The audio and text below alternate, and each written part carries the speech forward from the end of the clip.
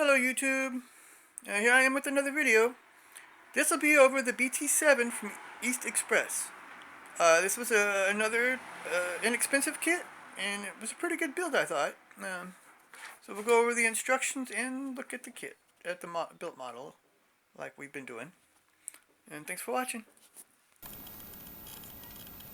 So this instruction sheet has some history in Russian as well as in English, also with technical data.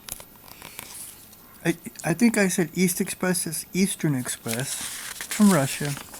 It was a really good kit. The instructions are on a simple normal paper, but it looks pretty good.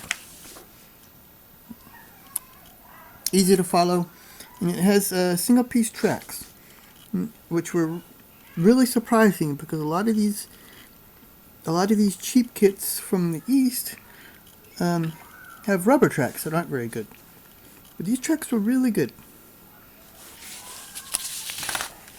It has also here was a bit more complicated, just because it's has a lot of these parts crammed together in one place, but it wasn't that bad. And the painting instructions are simple like this. It doesn't really show you where the decals go. You kind of have to figure it out for yourself. But it's not that difficult if you build World War II type stuff. You can figure it out pretty well. This cross is also for so you can build it as a German tank. Now let's look at the kit. I mean at the model.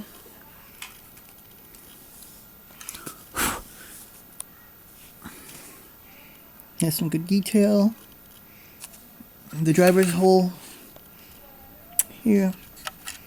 And the spotlights. A lot of these early tanks had spotlights. There's a nice little machine gun came with it. Looks good, I think. The decals were a bit breakable.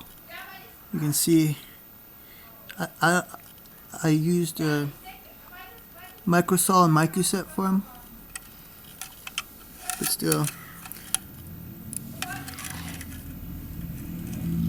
There's also a hole for a machine gun here, but the machine gun's not there. The exhaust looks pretty good. And plus some tools on the back.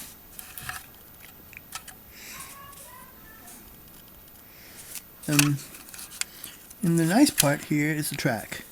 The track looks really good for such a cheap, for such an inexpensive model.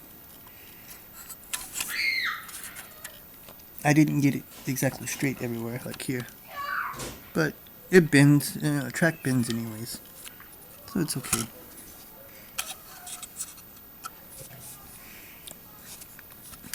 I do recommend this kit. It's less than 20 euros, and it's a good deal for what you get. You can always buy some photo etch and some new decals. Stuff like that doesn't cost that much.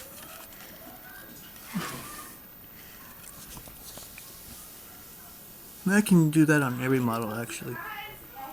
And that's everything I have to say about this kit.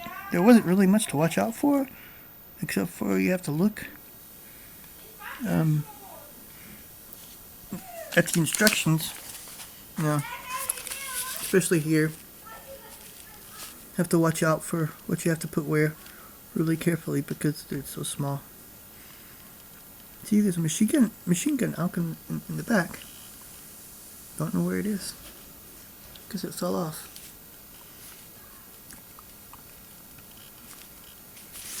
I also use Revell olive green for this. I use it on a lot of Russian tanks. I think it turns out pretty good.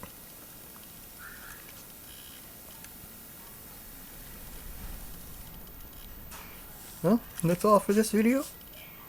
Please like and subscribe, and have a good day.